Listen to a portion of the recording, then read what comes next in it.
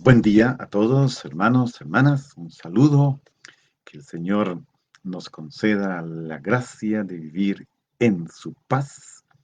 Nos conceda esta capacidad grande de ser discípulos de Jesús, o al menos intentar ser discípulos suyos. Sabemos que el discípulo, y eso nos lo está enseñando la enseñanza de la montaña, es uno que aprende continuamente, es uno al que Jesús le sigue hablando continuamente. Cada día Jesús, como dice Mateo, despliega sus labios y nos enseña el misterio del amor, de la misericordia de Dios, el misterio comprometedor de la justicia mayor, esa que tiene que reflejarse en los actos de solidaridad, de fraternidad, de acogida real del otro. Una palabra que ciertamente provoca nuestro ser cristiano, provoca nuestra existencia en el mundo, provoca un examen de conciencia y provoca el deseo de seguir esta palabra, el deseo de vivir en esta gracia, el deseo también de que esta palabra sea celebrada, proclamada, vivida en la acción litúrgica. Hay todo un mundo en torno a este misterio revelador de Dios en la palabra de su Hijo, tal como Mateo la ha estructurado en esta colección de dichos de Jesús que logró articular en esto que él ha llamado la enseñanza de la montaña. Jesús comienza a enseñar y nos va a dar la pauta para entender el resto de todo el Evangelio y para entender en qué consiste vivir cristianamente en el mundo, en qué consiste ser luz y sal en medio del mundo, testigos de Jesucristo. Abandonémonos confiadamente a la acción de la Trinidad, de una forma particular, con la presencia personal del Espíritu Santo en medio de nosotros. Que usted, que yo, nos sintamos en comunión, nos sintamos unidos en la fe de la Iglesia, precisamente por la presencia del Espíritu que nos pone en comunión, nos pone en relación, que hace que interactúen nuestros corazones, que los ojos se abran, que el corazón se exprese en gestos de amor y que todo nuestro ser esté dispuesto a esta liturgia de las manos, como he venido diciendo todos estos días. Es esta acción maravillosa del Dios, de Jesucristo, el Padre de la gloria, al que tenemos que adorar, al que tenemos que bendecir, al que tenemos que glorificar y bajo el cual vamos a sentirnos hijos suyos. Ya el texto de hoy y de aquí en adelante, esta semana y la que viene, estará muy centrado en la persona del Padre, en el Padre y en el ser hijos de Él. Así es que, hermanos, de verdad, dejemos al Espíritu transformar nuestra vida para que nos convirtamos, no de palabra, sino en verdad, de hecho y con acciones concretas en sus hijos amados. A todo esto ya nos invita el texto de hoy, que es precisamente Mateo 5, versículo 43 al 48. Ya estamos en el cierre del capítulo quinto de Mateo, que inició con las bienaventuranzas. Mateo 5, 43 al 48. Recordemos que estamos dentro de los capítulos 5, 6 y 7, que hemos denominado la enseñanza de la montaña, que tiene una introducción en Mateo 4, 23 a 5, 2. Se nos da el contexto geográfico, las personas que van a interactuar, la forma como Jesús se va a dirigir, lo que Él hace. Luego encontramos en 5, 3 al 12 las bienaventuranzas, hablamos de 8, de 9 bienaventuranzas, que algunos le han llamado la carta magna del cristianismo.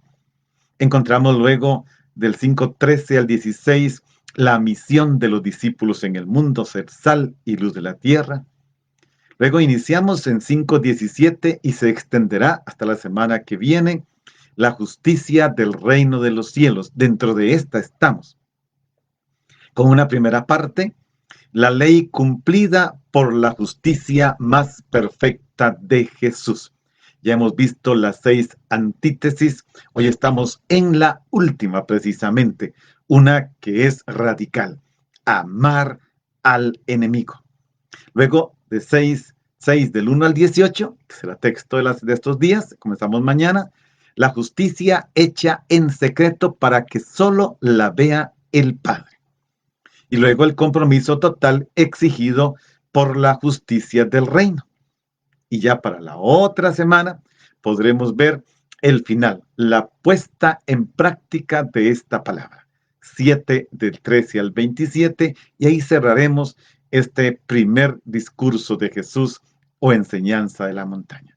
Estamos dentro de un contexto maravilloso, creo que lo hemos ido disfrutando todos, lo estamos gozando, nos está poniendo contra la pared, pero si es la palabra de Dios, no te preocupes, deja que ella te ponga contra la pared, porque ella misma te capacita para luego realizarla en la vida práctica. Bien, vamos a leer Mateo 5, 43 al 48.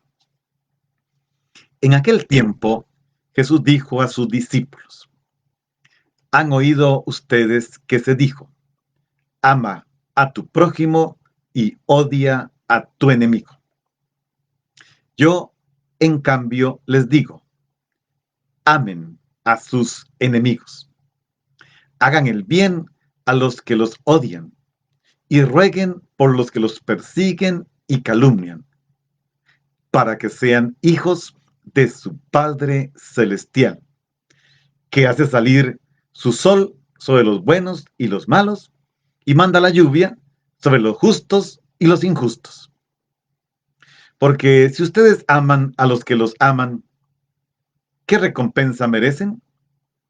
¿No hacen eso mismo los publicanos? Y si saludan tan solo a sus hermanos, ¿qué hacen de extraordinario? ¿No hacen eso mismo los paganos? Ustedes, pues, sean perfectos, como su Padre Celestial es perfecto. Hermanos, estamos ante la última de las antítesis, y si todas nos han golpeado, esta no cabe duda. Algún escritor a quien yo aprecio montones dice, de la montaña donde Jesús se sentó, rodaron 6 piedras y dieron en el rostro de cada creyente, de cada seguidor de Jesús. Vamos a tratar de introducirnos en este texto, a ver hacia dónde nos va conduciendo poco a poco, que eso es lo que queremos, siempre dejar que la palabra sea la que nos va orientando precisamente en nuestro ser cristiano, en nuestro ser al servicio de los demás. Recordemos, y lo repetiré siempre, este capítulo 5 comenzó con los versículos 1 y 2 y no podemos olvidar eso. Versículo 1 y 2 dicen, al ver a las multitudes, subió a la montaña, se sentó, se le acercaron sus discípulos y desplegando sus labios, les enseñaba diciendo. Las bienaventuranzas llevan a vivir según el corazón del Padre. Ven que ya en el texto de hoy aparece 2 veces la palabra Padre, Padre Celestial. Las buenas obras que reflejan la luz de la vida nueva de los discípulos son aquellas que hacen notar una vida de hijos. Jesús dice, para que sean hijos, hijas de su Padre Celestial. Por lo tanto, usted, yo, los que han vivido la fe, los que vendrán en el futuro, llevaremos en sí mismos la impronta de la personalidad del Padre, para que viendo sus buenas obras glorifiquen a su Padre que está en el cielo, nos había dicho en el capítulo 5, versículo 16, ya lo habíamos visto esto. Y podemos utilizar aquí aquella frase que dice que un buen hijo honra el apellido de su padre. Un buen hijo honra la imagen de su padre, la buena fama de su padre. Y usted y yo tenemos que honrar la buena fama de nuestro Padre Dios, en la medida en que nos comportemos como hijos e hijas de Él en medio del mundo, donde efectivamente nos van a odiar, nos van a perseguir, nos van a calumniar. Y para esto no hay que irse al mundo pagano. Dentro de la misma iglesia somos perseguidos, calumniados, infamados, etcétera. No hace falta ir muy largo. Yo tendría no sé cuánta cantidad de ejemplos que yo mismo he padecido. Esto es así. Y en esta realidad estamos. La sexta y última de las antítesis que buscan la plenitud de la ley, he venido a darle plenitud a la ley, que buscan la justicia mayor, se le ha puesto ese título, el amor a los enemigos, y es el texto, Mateo 5, 30, 43, 48, que hemos leído hoy. Es la última. Es la cumbre de todas las 6 antítesis. Hasta ahí ha llegado. Tal vez podemos decir, es también la cumbre de la radicalidad con que se pretendía esa plenitud por parte de Dios que Jesús ha revelado al comunicarnos la palabra. Y es que la palabra proclamada exige abrir los ojos. Jesús rechaza de plano todo odio al enemigo. Nos dice, amen, es un imperativo, amen. Pero no solamente es amar al enemigo, dice, oren, otro imperativo, oren por el que los persigue, calumnia, infama, difama, para que sean hijos de Dios, para que se muestren hijos de Dios. Pero hay que tener cuidado también. En todas las 6 antítesis, así como en las bienaventuranzas, no se trata de una actitud simplemente de una resistencia pasiva. El cristiano no es menso, no es una resistencia pasiva, es la exigencia de amar al enemigo real y oblativamente.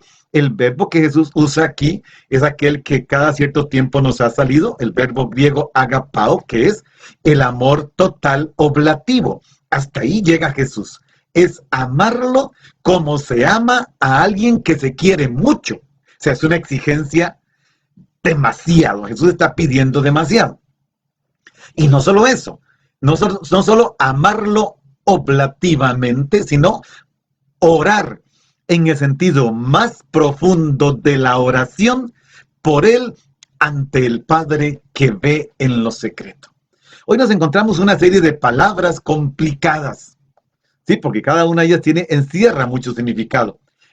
Amor, enemigo, hacer el bien, los que odian, bendecir a los que maldicen, orar por los que maltratan. Jesús quiere que su discípulo realice actos extraordinarios, insólitos, creo que lo decía ayer, hacer cosas nunca vistas, ser protagonistas de acciones inauditas que la gente no ha visto ni ha oído. Pero todo ello como algo ordinario, normal, casi podríamos decir dado por descontado. Hacer el bien, amar al enemigo y todas las otras cosas que nos han dicho hasta ahora en el capítulo 5, debería ser la sangre que corre por el cuerpo del discípulo, por el cuerpo eclesial, aunque tenga que reconocer, y toca hacerlo públicamente, que en la iglesia también encontramos todo lo contrario. Hay demasiadas cosas que no coinciden. Ayer entre los comentarios que se hicieron había uno bastante fuerte dentro de una realidad eclesial como es un movimiento de iglesia. Entonces nos encontramos con esta realidad. Pero, ¿quién es el enemigo? Porque la pregunta es, recuerden, aquel escriba, maestro de la ley, ¿quién es mi prójimo? Y es muy fácil decir quién es el prójimo. Pero ¿quién es el enemigo? Sobre todo hoy, ¿quién es el enemigo hoy? Y Mateo lo está relacionando en primer lugar con los enemigos dentro de la misma comunidad eclesial. si tu hermano, y entonces se trata de los hermanos. Entonces, ¿quién es el enemigo hoy? El individuo que a veces es el creyente más cercano, el que se sienta a tu lado en la Eucaristía, el que va delante o detrás o al lado de ti en la fila de la comunión. Es allí el que puedo encontrar en el camino, que se muestra amable, benévolo, cordial, sonriente, amigable, habla hasta de amistad, pero en el momento en que me vuelvo, me clava un puñal en la espalda. ¿Y qué es eso? Me dice una cosa, piensa otra y hace otra. Es el tipo 3. Me dice una cosa, piensa otra cosa y hace otra. Tiene 3 características este tipo. El tipo enemigo se caracteriza por eso. Te dice, te adula, luego piensa algo distinto de ti y finalmente hace todo lo contrario de lo que dijo y pensó. Te clava el puñal por la espalda. Y encima de eso, después me da una palmadita en el hombro. Ese es el enemigo. Está dentro de la comunidad. Quizá parece exagerado, pero no. Me alaba de forma exagerada, pero después, en mi ausencia, me critica mordazmente. Son los lobos disfrazados de cordero, disfrazados de oveja. Y no digo que yo no lo sea. No. Pero sí puedo ver cómo los que se dicen hermanos y amigos clavan puñales. ¿Y eso qué? Tenemos que aceptarlo. En la propia casa. Versículo 43. Oyeron que se dijo, amarás a tu prójimo y odiarás a tu enemigo. Aquí vamos a corregir varias cosas. Jesús está corrigiendo la ley y las interpretaciones de la ley. Ya nos ha mostrado 6 casos particulares con el de hoy. El libro del Levítico 19:18, y este texto fue parte de mi tesis de graduación en Innsbruck, Austria, en la Universidad de los Jesuitas. Levítico 18 dice, no te vengarás, ni guardarás rencor contra los hijos de tu pueblo. Amarás a tu prójimo como a ti mismo. Hay que decir que en el texto hebreo, la palabra que está para prójimo, rea, esta palabra significa el que pertenece al pueblo, el que forma parte de la comunidad.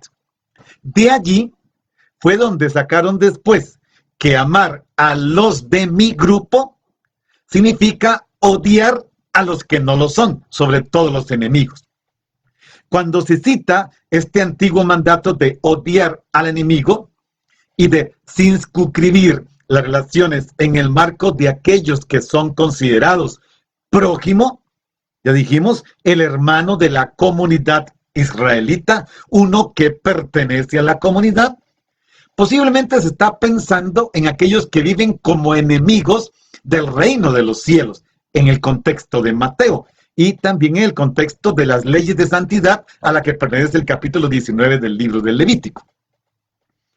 Cuando Jesús terminó las bienaventuranzas, recuerden, versículos 10, 11 y 12, había mostrado que las comunidades o la comunidad de Mateo, que eran posibles varias comunidades, estaban siendo perseguidas, maltratadas. Bueno, a estos hay que amarlos, dice Jesús.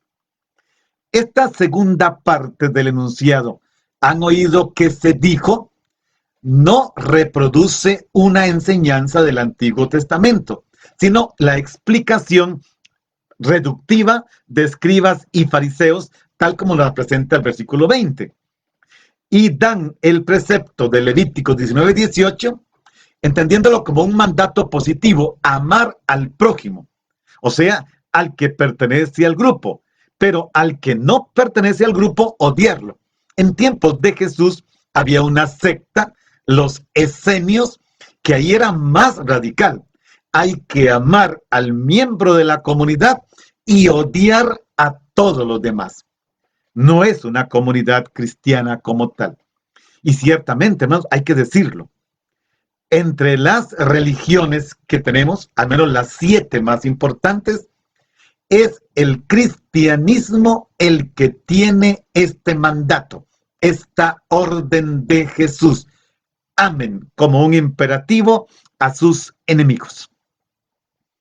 Ciertamente, la interpretación que Jesús hace es de una mentalidad que en aquel momento reinaba.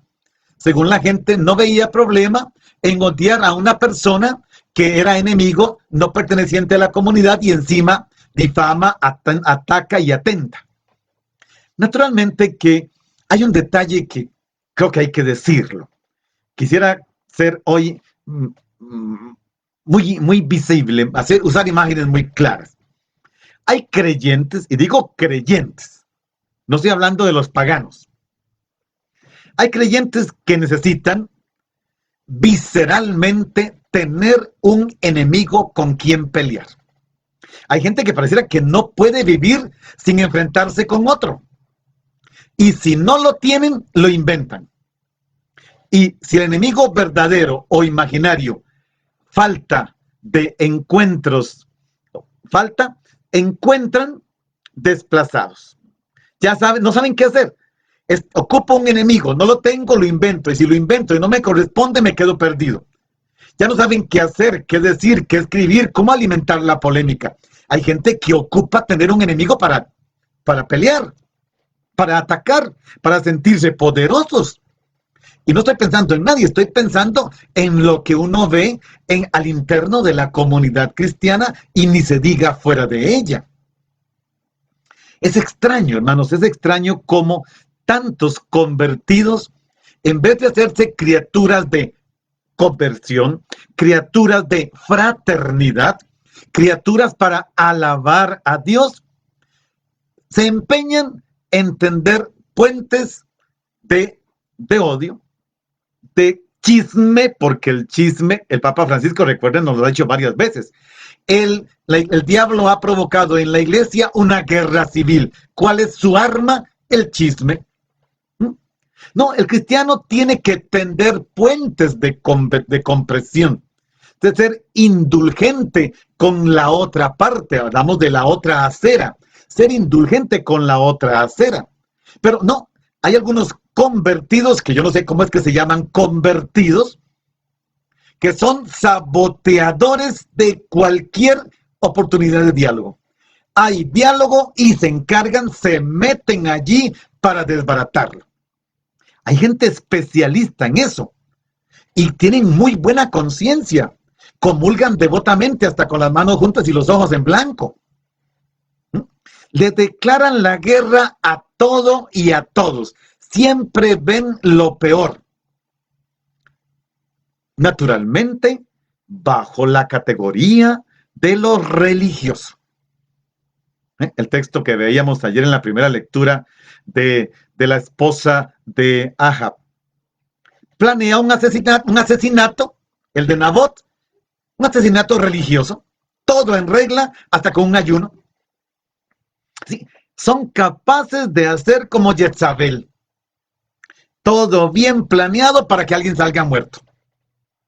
Pero por otro lado, usted los mira y son defensores de la ortodoxia. Bueno, al menos de la ortodoxia de ellos, porque no es la de la iglesia. La iglesia nunca nos ha invitado a pelear, a romper la fraternidad. Es interesante esto, es una antítesis muy violenta la que Jesús nos está presentando. Y como es violenta, hay que fijarse dónde está la raíz y qué estamos haciendo cada uno de nosotros. Versículo 44, aquí viene la alternativa que Jesús propone. Pero yo les digo, recordemos, todas las 6 antítesis comenzaron más o menos igual. Y la respuesta de Jesús es más o menos la misma. Pero yo les digo, amen a sus enemigos. Y Jesús, hay que entender, no quiere un mandato. Nadie puede amar por mandato. Nadie ama por mandato. El amor no existe por mandato. Es imposible amar por mandato, porque yo no puedo querer a alguien por mandato. Lo que Jesús nos está pidiendo con amen a sus enemigos es el practicar el don liberador. Porque si yo soy capaz de amar, no por mandato, sino por amor, entonces me libero. Él me ofrece la capacidad de liberación, porque ninguno de nosotros por sí mismo es capaz de perdonar de corazón. ¿Quién? No, el perdón como el amor son un don previo de Dios.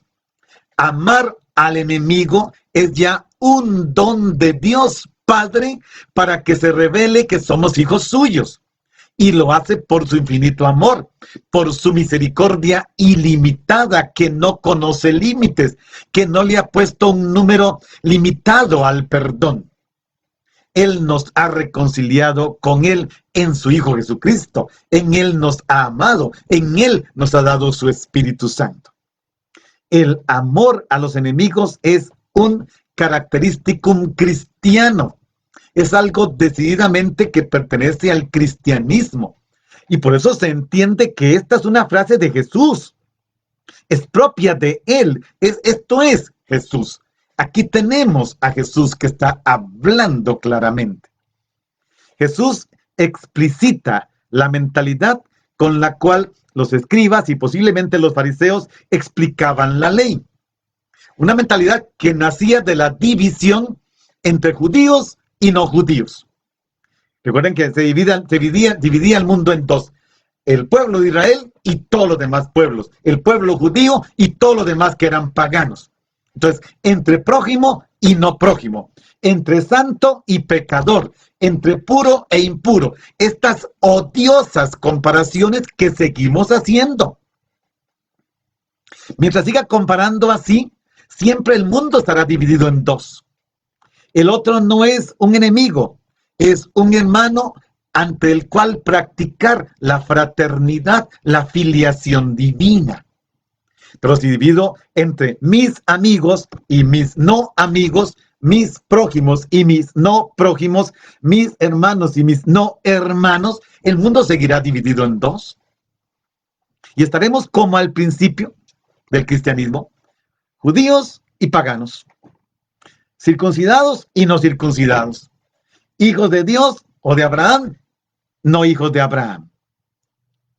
Los enemigos religiosos son, en primer lugar, los judíos, que constituyen en aquel momento la sinagoga. Y la iglesia de Mateo, las comunidades de Mateo estaban enfrentadas a la sinagoga. Claro. Pero también los enemigos del mundo pagano que oprimían a la comunidad de Mateo. Eso lo podemos leer allí. ¿Qué nos había dicho de Jesús? Serán odiados por todos los paganos por causa de mi nombre, pero también por los judíos por causa de mi nombre. Y hoy habría que agregar por los cristianos por causa de mi nombre. ¿Cuántos no son odiados precisamente por ser radicales en su forma de vivir la fe? Aquí está la esencia paradigmática de lo que es verdaderamente cristiano. Quizá Mateo por eso dejó esta antítesis de última. Porque si nos pidió no matarás, lo del adulterio, lo del otro, lo del ojo por diente, la ley del talión, etc. Y nos dijo, en el fondo, todo esto se resume allí. Y entonces vean, amar al enemigo es, no lo voy a matar, no lo voy a injuriar, no me voy a encolerizar contra él, no voy a matar al que fue infiel, en el caso del adulterio, tengo que perdonar. En el que quiso ojo por ojo, también tengo que perdonarlo, tengo que amarlo. Todas las que hemos visto antes, las 5 primeras antítesis, alcanzan aquí su plenitud. Y esta sería como la explicación del modo de comportamiento en cada una de las 5 anteriores. Así lo presentó Mateo. Jesús cambia la frase odiar al enemigo por amar al enemigo. Y lo hace en plural. Amen a los enemigos. No es que yo me conformo con que tengo muchos enemigos, pero a ese ya lo amé, ya estoy en paz, ya estoy en regla con el reino. No estás en regla.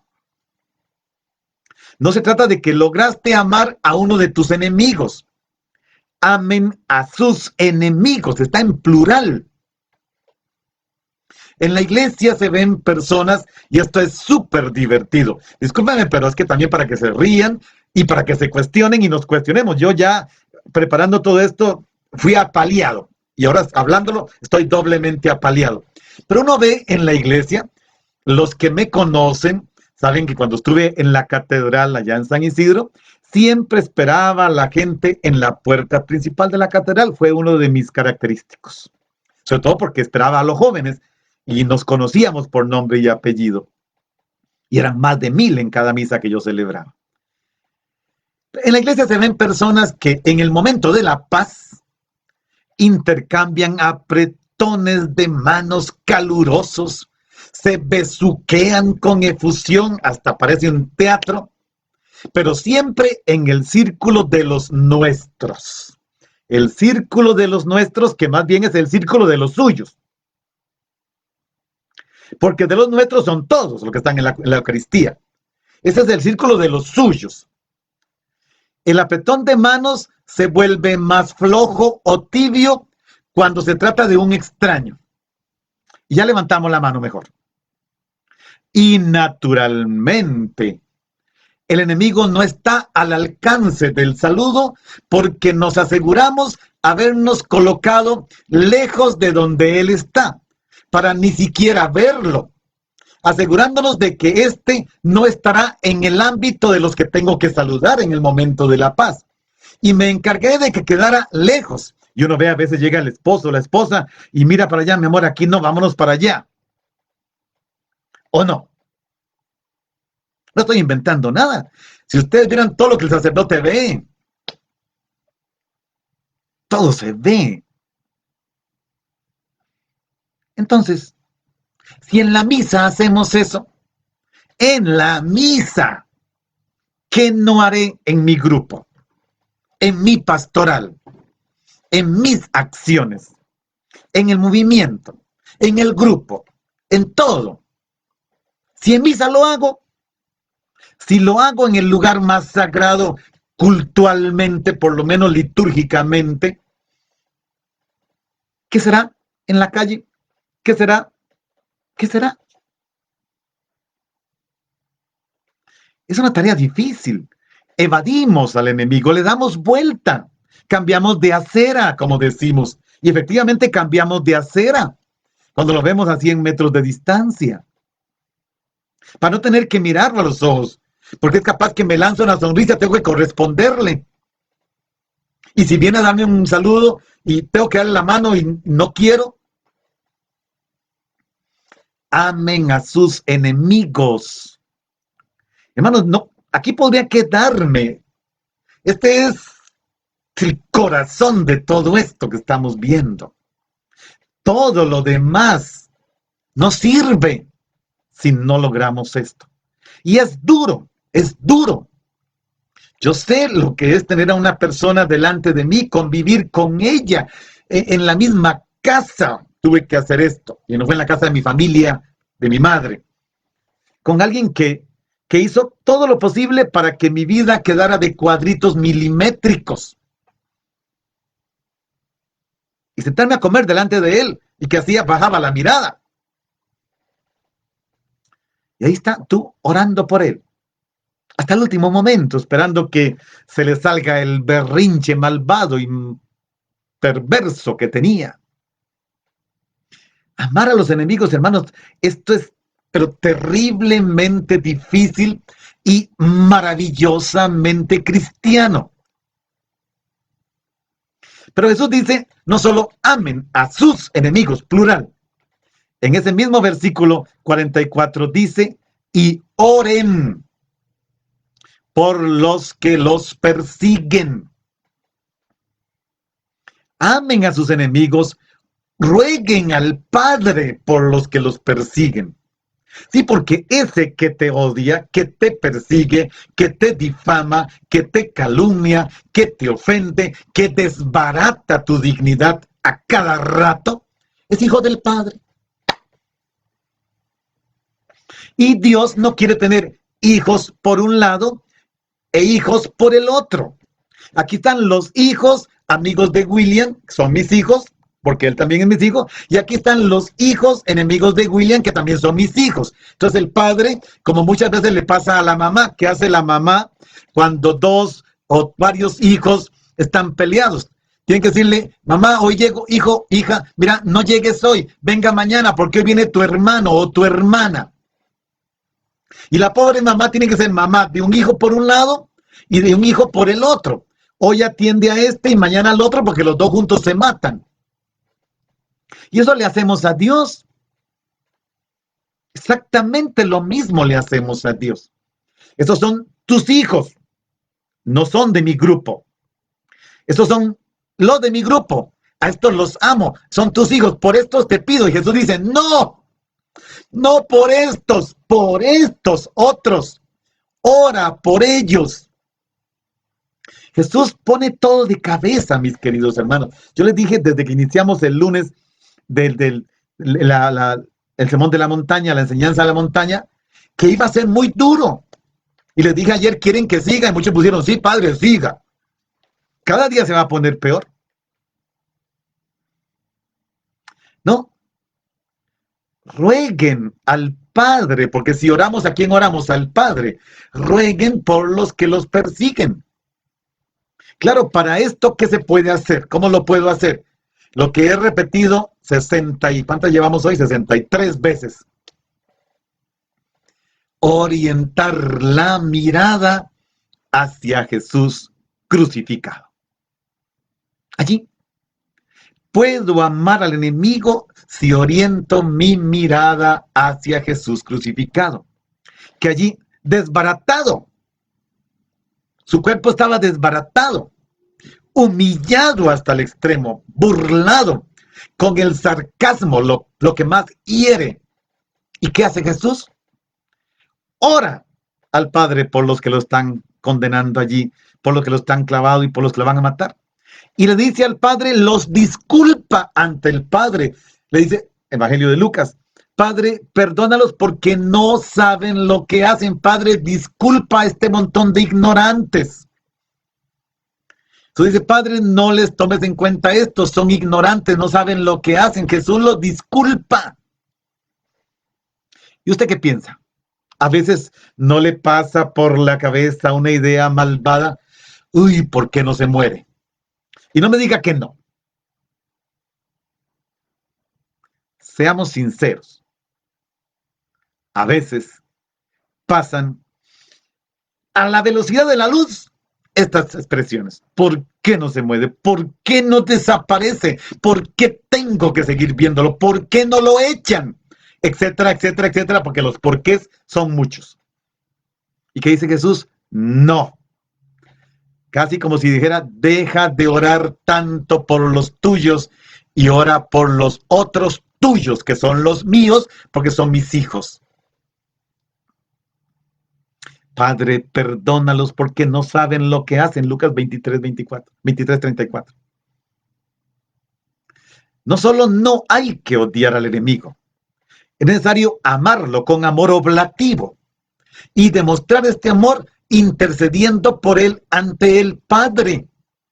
Porque él también, o ella, es un hijo, una hija del Padre. Tomar la iniciativa de amarlo con amor oblativo. Disposición de espíritu que haya su más elevada expresión en orar por él. Es más, uno podría decirlo así, pidámosle prestada a Lucas una frase. Ya han visto que nunca tomo de otro evangelio. Pidámosle prestada a Lucas esta frase que Mateo no tiene. Y entonces, Padre, te pido que disculpes a este hermano mío que me está injuriando, que me está difamando, que me está maltratando, que me está calumniando, que está chismeando sobre mí. Discúlpalo, Padre, no sabe lo que hace. Sin decirle, Padre, disculpa a este idiota, porque también lo mataste otra vez. Recuerda la primera antítesis, no matarás. Orar por él.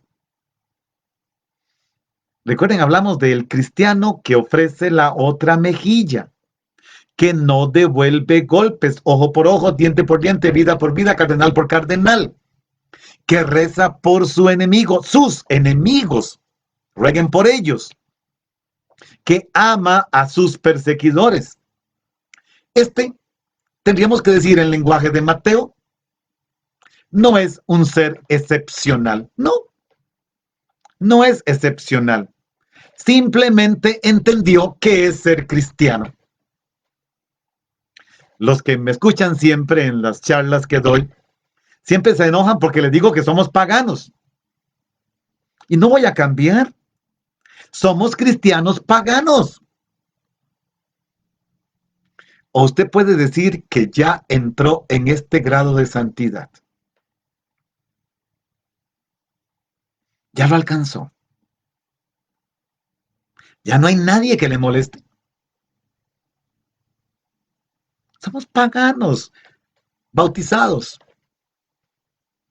no catequizados, desde luego. Simplemente sabe hacer de cristiano. Hace lo que tiene que hacer. Y, como dice Jesús, para que lleguen a ser, gignomai en griego, para que lleguen a ser, no dice Jesús para que sean. El texto griego no dice para que sean. Vamos a ver qué dice el versículo 45. Después de que dijo, amen a sus enemigos y oren por ellos, para que lleguen a ser hijos de su Padre que está en el cielo. No dice para que sean. Gignomai es un verbo que significa llegar a ser. Para que lleguen a ser hijos de su Padre que está en el cielo. El amor al enemigo y la oración por él es la prueba que da seguridad de haber sido liberados del mal y del malvado, del malo y del maligno. Porque es el amor del Padre donado por Jesús que ha sido derramado con el Espíritu Santo en nuestro corazón. Es vivir trinitariamente. Jesús enseña y nos obtiene el don de ser o llegar a ser realmente hijos e hijas de Dios, para que lleguen a ser hijos de su Padre Celestial. ¿Y esto qué es? Nos lo pone inmediatamente Jesús. ¿Qué hace el Padre Celestial? Sol y lluvia para todos. Jesús hizo lo mismo que vio a su Padre. Nos reveló cómo actúa su Padre. Cada gesto, cada palabra de Jesús en toda su existencia, hasta el minuto último antes de morir, fue expresión de este amor creador, creativo, dinámico del Padre, que no depende de lo que recibe, que no discrimina a nadie, ni siquiera al malvado, al enemigo, al que odia, injuria, calumnia, difama, que no hace distinciones de sexo, raza, color político, nada. Ama gratuitamente. ¿Y cómo hizo Jesús? Fue creciendo, creciendo, creciendo, hasta ser capaz de darse en la cruz. Y allí disculparnos.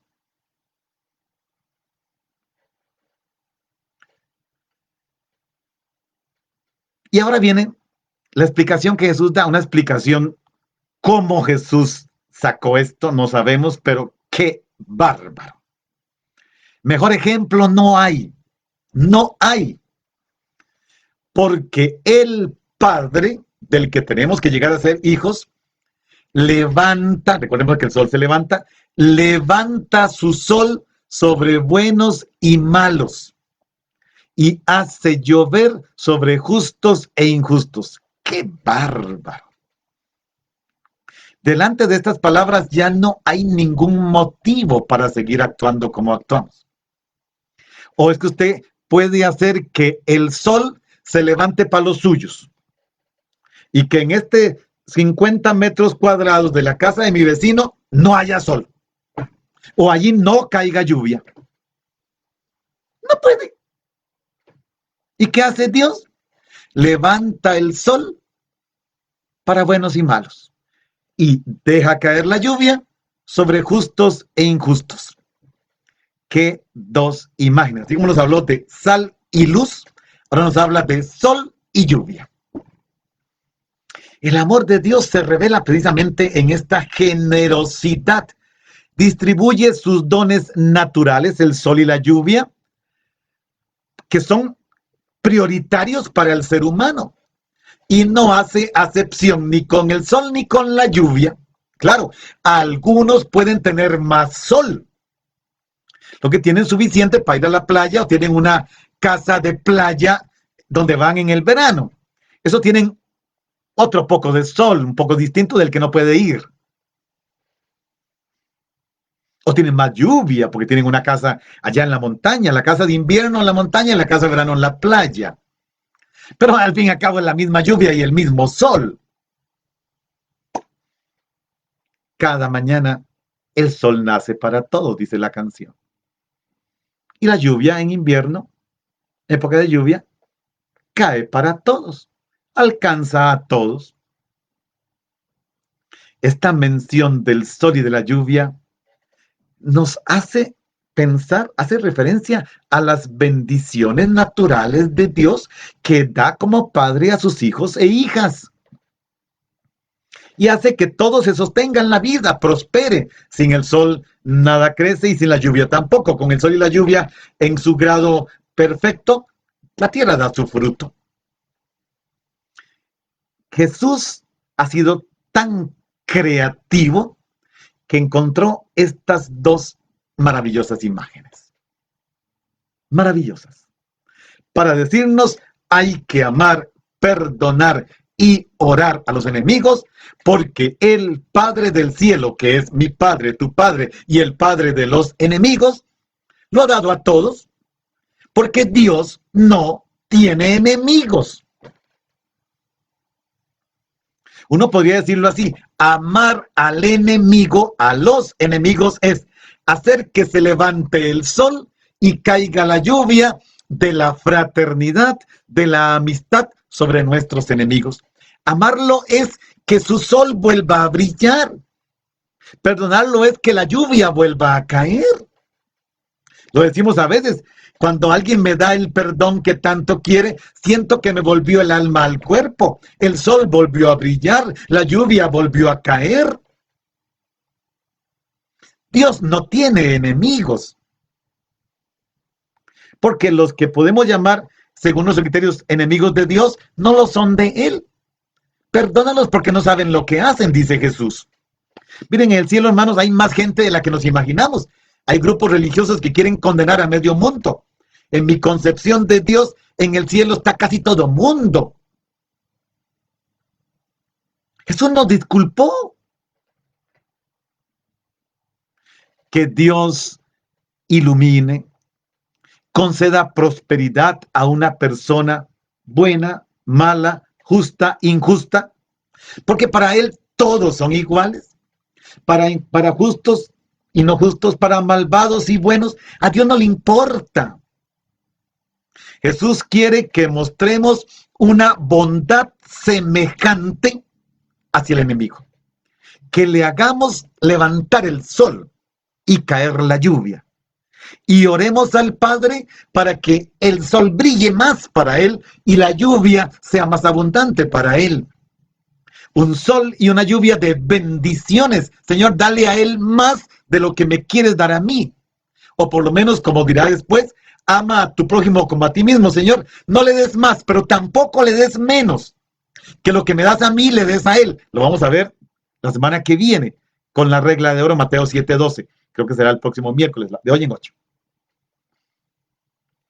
La benevolencia paterna que desde el cielo muestra el Padre sin distinción para todos, también para malvados e injustos, es una invitación para que nosotros mostremos esta bondad hacia el enemigo o los enemigos.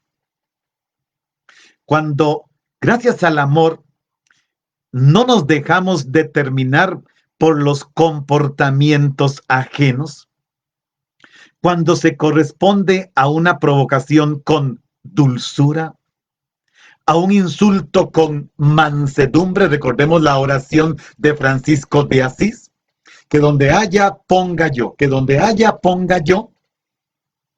Cuando se busca el camino de la reconciliación sin pensar ni razonar en términos de derechos, es que me pisoteó mis derechos. No, ¿qué te importa? Ve a reconciliarte con tu hermano. ¿Recuerden? Deja tu ofrenda y ve a reconciliarte con tu hermano.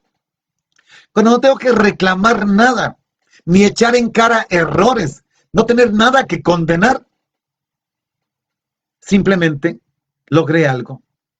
El derecho de decirle, oye, soy cristiano, ven a mí, ven a mi comunidad, ven, celebra con nosotros, ven, siéntate a mi mesa. Ay, pero hermanitos queridos, esto arranca pellejo. Sí, arranca pellejo. Porque usted siente que le arrancan la piel. Todo le arde, todo le hierve, como decimos. Ahora Jesús ya nos dio dos comparaciones, el sol y la lluvia. Y ahora usa dos bien groseras. Las dos primeras son bondadosas. El sol que se levanta cada día, la lluvia que cae del cielo. Y ahora vienen dos, que son dos solemnes pedradas. Hermanos, no sé dónde está usted, pero agáchese. Agáchese. Versículo 46 y 47. Pues si aman a los que los aman, o sea, a los de mi grupo, ¿qué paga tienen? Primera pedrada. ¿Acaso no hacen eso mismo los publicanos? Vamos a la segunda, versículo 47. Y si saludan solo a sus hermanos, ven, se trata de hermanos, ¿qué hacen de mal? De más, perdón. Segunda pedrada, agachen la cabeza. ¿No hacen eso mismo los gentiles? Dos grupos odiados por los judíos. No formaban parte del pueblo. Los publicanos, los cobradores de impuestos al servicio del imperio romano. Detestables. Signo, imagen del pecado. Cuando se habla del pecado se pone en el mismo nivel pecadores y publicanos. Y cuando se habla de no judíos, son paganos. Y eso dice, son paganos, son pecadores cuando hacen esto. Aman solo a los que los aman o solo a sus hermanos saludan. Esta es la novedad cristiana. El amor a los enemigos que nos hace hijos de Él sin distinción. Porque el error está en que amamos a los que nos aman, claro, facilísimo. Saludar efusivamente en la iglesia y enseñamos a los niños a que vayan allá donde está el tío, donde está la abuelita, donde está el otro, y el niño corre por toda la iglesia. Pero no le decimos, mira, mi amor, vaya, salude a sus compañeros de escuela. Porque ahí está el que le hace daño, el que le cae mal. Sí, amar a los que nos aman, qué fácil. Les damos regalos y nos dan regalos. Les damos un abrazo y nos dan un abrazo. Le decimos, eres muy lindo y te dice, eres muy lindo. Pero ¿cuál es la diferencia? ¿Qué recompensa tendremos? Jesús pone a un mismo nivel la justicia de escribas y fariseos y la de publicanos y pecadores. ¿Qué hacen de más? La palabra que está en griego es muy fuerte. Que sería algo así. ¿Qué hacen de extraordinario si aman a los que los aman? Son pecadores, están actuando como publicanos, como cobradores de impuestos, estos que casi eran malditos para los judíos.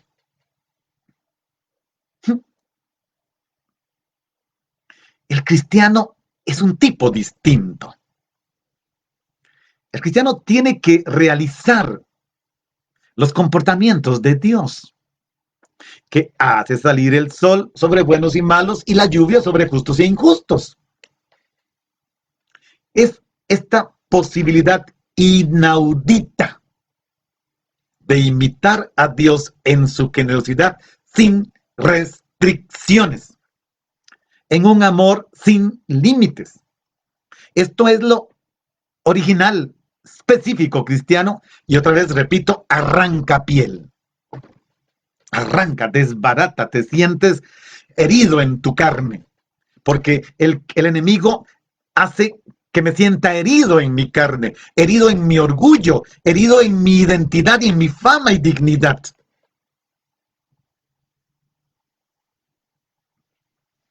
Saludar a un enemigo, decía hace un rato, es derramar sobre él, así como Dios lo hace, el sol y la lluvia del perdón, de la reconciliación, de la fraternidad, de la filiación, de una auténtica amistad. Jesús dice, no saluden solo a sus hermanos, a los miembros de su propia comunidad. Qué fácil que es ayudar a los de mi grupo de catequistas, mi grupo de delegados, mi grupo del movimiento X, mi grupo del movimiento otro. No pongo nombres, ni el Espíritu sabe cuántos, Santo sabe cuántos son. A los miembros de mi congregación. Jesús quiere algo más. Saludar a los enemigos, a los que no comparten mi fe, a los que me desbaratan el pellejo. Una persona que es capaz de hacer esto es distinta.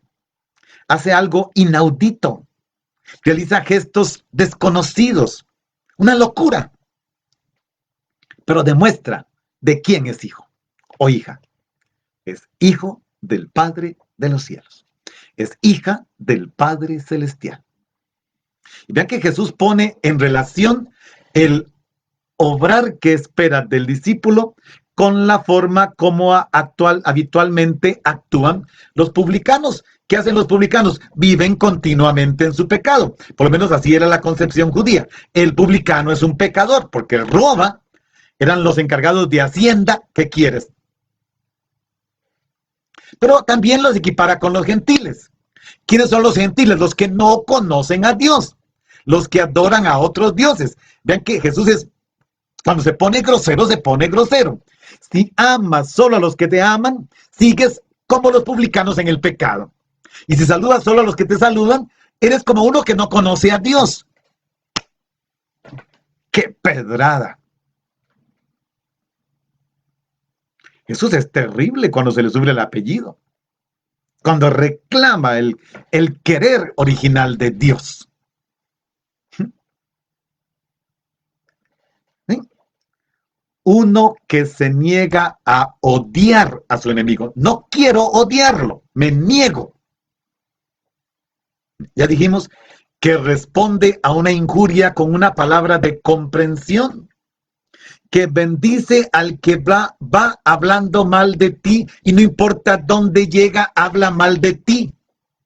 Y tú le bendices. Que saluda con una sonrisa cordial, sincera, al que humanamente no se lo merece. Es decir, no se preocupa por sobresalir. Opone la mansedumbre al orgullo y la prepotencia. ¿Y cuántos prepotentes hay en la iglesia? Ay, hermanos, es que es tan divertido. Ay, no, ya no tengo tiempo para contarles lo que les iba a contar. Otro día les cuento. Versículo 48, que es el último de hoy. Entonces serán, pues, perfectos como su Padre Celestial es perfecto. Jesús invita a la perfección. Sabemos que Dios es perfecto y en su perfección es imposible ser como Él. Pero ¿a qué tipo de perfección nos invita Jesús? A la perfección de Dios en el amor. Es decir, amar como Él ama. ¿Cuál es el ejemplo que nos dio? hace caer la lluvia y hace salir su sol sobre buenos y malos, justos e injustos. En esto es que Jesús quiere que seamos hijos suyos. Perfectos, perfectos en el amor, no perfectos en la esencia de Dios, esto es imposible.